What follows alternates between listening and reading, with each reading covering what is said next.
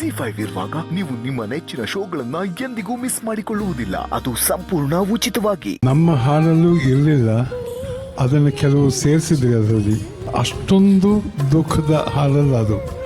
ಆದರೆ ಆ ಲಿರಿಕ್ಸ್ ಅಲ್ಲಿ ಹೃದಯದ ಭಾವನೆ ಹೇಗಿರುತ್ತೆ, ಈ ತರ ಹೇಳಿದ್ರೆ 7 ಜನ್ಮಕ್ಕೂ ಯಾರೂ ಬಿಟ್ಟೋಗಲ್ಲ ಜೊತೆ, ಹಂಗಿರ್ತಾರೆ ಅಂತ ಹಾಡೋದು. ಯಾವುದೋ ಜನ್ಮದಲ್ಲಿ ಗೀತೆಗೆ ನಾ ಹೇಳಿದ್ದೆ ಅಂತ ಕಾಣುತ್ತೆ, ನೀ ಜೊತೆ ಇದ್ರೆ ನಾ ಯಾವತ್ತೂ ಇರ್ತೀನಿ ಅಂತ. ಅದು ಹಾಡಾಗಿ ಬಂತು. ಇವತ್ತು ಜನ್ಮದಲ್ಲಿ ಇವತ್ತಿಗೂ ಗೀತಾ ಜೊತೆ ಇರೋದ್ರಿಂದ ನೀ ಇರೋ ಜೊತೆಯಲ್ಲಿ ಬಾಳೆಲ್ಲ ಹಸಿರಾದಂತೆ. ಅಮ್ಮ, ನನ್ನ ಮಗು, ನೀ ಏನು ಹಾಡ್ದೆಯಮ್ಮ ನೀನು? ಸರಸ್ವತಿ, ನಿನ್ನ ಮುಖದಲ್ಲಿ ನೋಡ್ತಾ ಇದ್ದೆ ನಾನು. ಇವತ್ತು ಹೃದಯದಿಂದ ಹಾಡ್ದೆಯಲ್ಲ, ಅದೇ ಥರ ಹಾಡು. ನಿನ್ನ ಸುತ್ತಮುತ್ತ ಎಲ್ಲ ಹಸಿರಾಗೇ ಇರುತ್ತೆ, ಹಸಿರಾಗೇ ಇರುತ್ತೆ, ಹಸಿರಾಗೇ ಇರುತ್ತೆ. ದೇವ್ರ ಒಳ್ಳೇದು, ದೇವ್ರ ಒಳ್ಳೇದು.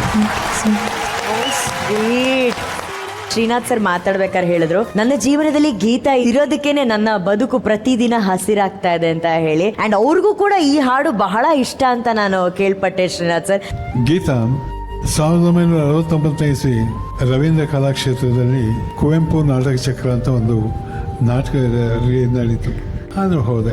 ಗೀತಾ ಅಲ್ಲೆಲ್ಲೋ ಅಶರಿಂಗ್ ಮಾಡ್ತಾ ಇದ್ರು, ನೋಡ್ತಾ ಇದ್ರು.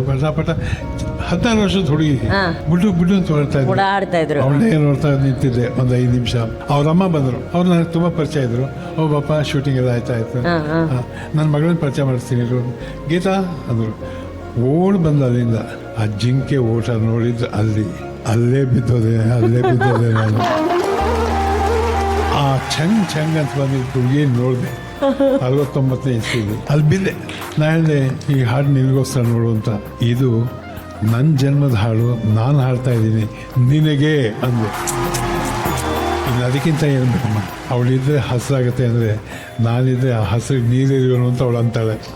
ನೀ ಇರಲು ಜೊತೆಯಲ್ಲಿ ಬಾಳೆಲ್ಲ ಹಸಿರಾದಂತೆ. ಅಷ್ಟೇ. ಶ್ರೀನಾಥ್ ಸರ್ ಹಾಗೂ ಗೀತಾ ಮೇಡಮ್ ಜೋಡಿ ಇದೆಯಲ್ಲ, ಅವ್ರು ಯಾವಾಗಲೂ ಹಿಂಗೆ ಖುಷಿಯಾಗಿರ್ಲಿ. ನಿಜವಾದ ಆದರ್ಶ ದಂಪತಿಗಳಂತಂದ್ರೆ ಅವರೇ.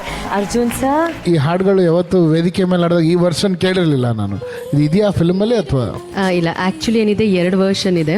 ಒಂದು ಹ್ಯಾಪಿ ಮತ್ತು ಇನ್ನೊಂದು ಪ್ಯಾಥೋ.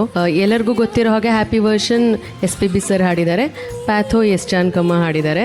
ಸೊ ಇದು ಹೆಂಗೆ ಐಡಿಯಾ ಬಂತು ಅಂತಂದರೆ, ವಿಘ್ನೇಶ್ ಸರ್ ಮತ್ತು ಹಾಗೂ ನಾನು ಇಬ್ಬರು ಸೇರಿ ಇದು ಪ್ಲ್ಯಾನ್ ಮಾಡಿದ್ವಿ. ಸೊ ಎಂಡ್ ತನಕ ಹ್ಯಾಪಿ ವರ್ಷನ್ ತೊಗೊಂಡು ಆ ಪ್ಯಾಥೋ ವರ್ಷನ್ನ ಆ್ಯಡ್ ಮಾಡೋಣ ಅಂತ.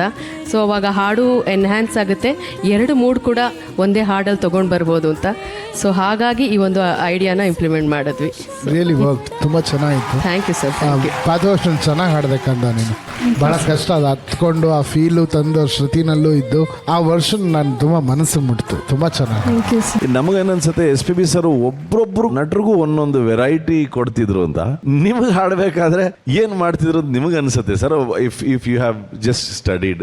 ಬಾಲು ನಮ್ಮ ಆತ್ಮದ ಜೊತೆ ಸೇರ್ಕೊಂಡ ಅಥವಾ ನಮ್ಮನ್ನ ಒಂದು ಆತ್ಮದ ಜೊತೆ ಸೇರಿಸ್ಕೊಂಡ ಗೊತ್ತಾಗಿಲ್ಲ.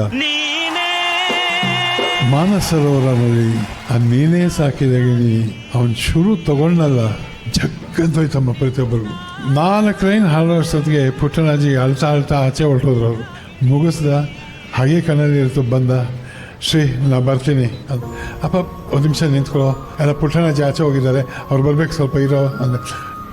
ಪುಟ್ಟನಾಜಿಗೆ ಬಿಡು, ನನ್ನ ಲೈಫಲ್ಲಿ ಒಂದು ಒಳ್ಳೆ ಹಾಡು ಕೊಟ್ಟಿರೋದು ಪುಟ್ಟನ ಅಂತ ಹೇಳ್ಬಿಡು, ನಮಸ್ಕಾರ ಮಾಡಿದೆ ಅಂತ ಹೇಳ್ಬಿಟ್ಟು ಹೊಡೋದು.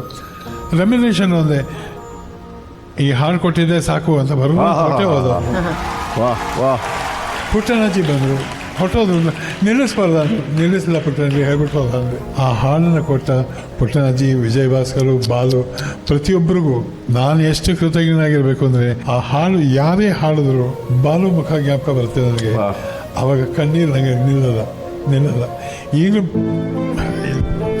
ಮಾತಾಡ್ತಾನೆ ಏನು ಮಾಡ್ತಾ ಇರ್ತೀನಿ, ಎಮೋಷನ್ ಆಗ್ತೀನಿ. ಸಾರಿ ಬಾಳು ಹಾಡಿನಲ್ಲೇ ನಮ್ಮ ಇಡೀ ಜೀವನ ತುಂಬಿರ್ತಾರೆ. ಆದ್ದರಿಂದ ಈ ಸಂಗೀತ ಅನ್ನೋದು ಬದುಕೆ, ಸಂಗೀತದ ಬದುಕಷ್ಟು.